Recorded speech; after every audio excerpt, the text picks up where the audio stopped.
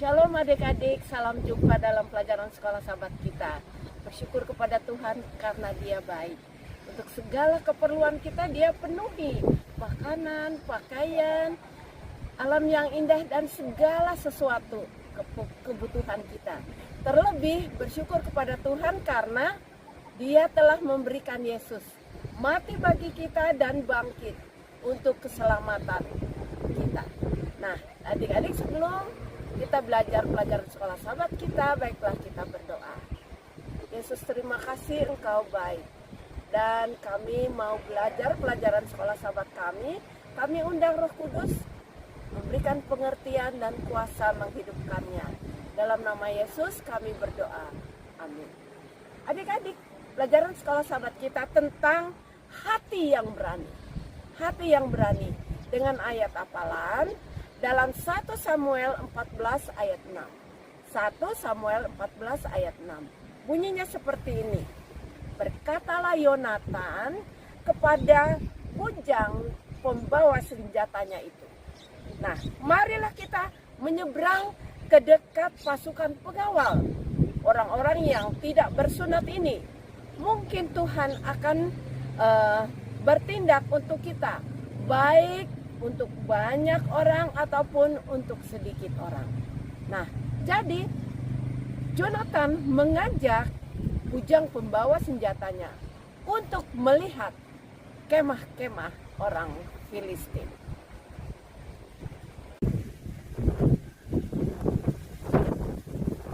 Adik-adik, pelajaran sekolah sahabat kita judulnya Hati yang Berani. Bangsa Israel sedang berperang dengan bangsa Filistin. Mereka sedang di Gibea. Saul sedang duduk di bawah pohon delima dengan tentaranya 600. Mereka tidak berani melawan orang Filistin. Berhari-hari mereka menunggu dengan hati yang begitu takut. Tetapi secara diam-diam Yonatan dengan bujang pembawa senjatanya mereka berdiskusi. Yonatan mengatakan seperti ini, "Hei, ayo kita pergi ke gunung tempat mereka berkemah. Karena siapa tahu Tuhan akan menolong kita. Dengan orang banyak atau dengan sedikit orang tidak masalah dengan Tuhan. Nah, kita ke sana.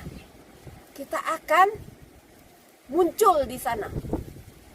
Nah, dengan suatu syarat. Kalau mereka bilang, majulah ke depan, kita maju dan lawan mereka. Pasti Tuhan akan menolong. Tapi kalau mereka bilang jangan, kita pulang aja. Oke? Siap? Ayo, kata dia ajudannya. Mari kita pergi. Diam-diam keduanya berjalan dan berjalan. Sampai akhirnya mereka tiba di atas bukit itu. Lalu orang-orang Filistin mengatakan, ayo, mari maju. Yonatan tahu bahwa inilah waktunya untuk naik. Lalu kedua orang ini naik. Dan apa yang mereka lakukan? Mereka naik dan berperang dengan orang-orang Filistin. 20 orang akhirnya terbunuh.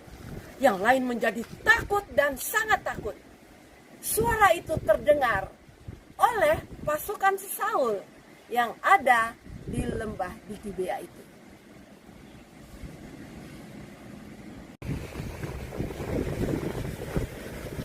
Adik-adik, peperangan itu sangat hebat. Karena apa? Orang-orang Filistin kan menjadi sangat takut. Lalu Saul panggil panglima perangnya akhir. Ayo, pakai baju untuk berperang. Tapi keributan sangat besar dan bumi bergoncang seperti gelombang. Adik-adik, dia bilang, ayolah cepat kita pergi ke sana. Dan pada waktu mereka naik ke gunung, apa yang terjadi? Mereka melihat orang-orang itu satu dengan yang lain saling membunuh. Keributan sangat ricuh. Dan orang-orang Efraim yang di pegunungan mendengar bahwa ada keributan perang.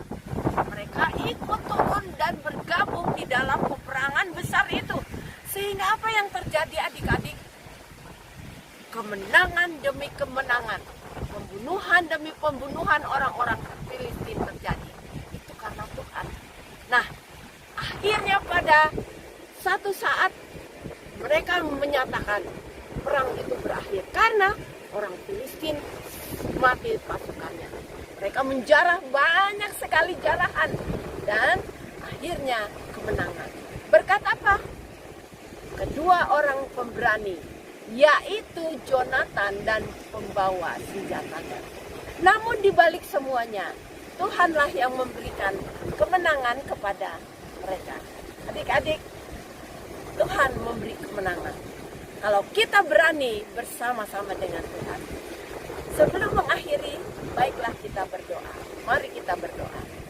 Yesus, terima kasih untuk keberanian bagi Jonatan, sehingga dia mendapat kemenangan. Biarlah Tuhan memberikan juga kami keberanian untuk maju melawan semua pencobaan yang kami hadapi, agar kami menang di dalam peperangan iman kami. Tuhanlah yang menolong kami. Dalam nama Yesus kami berdoa. Amin.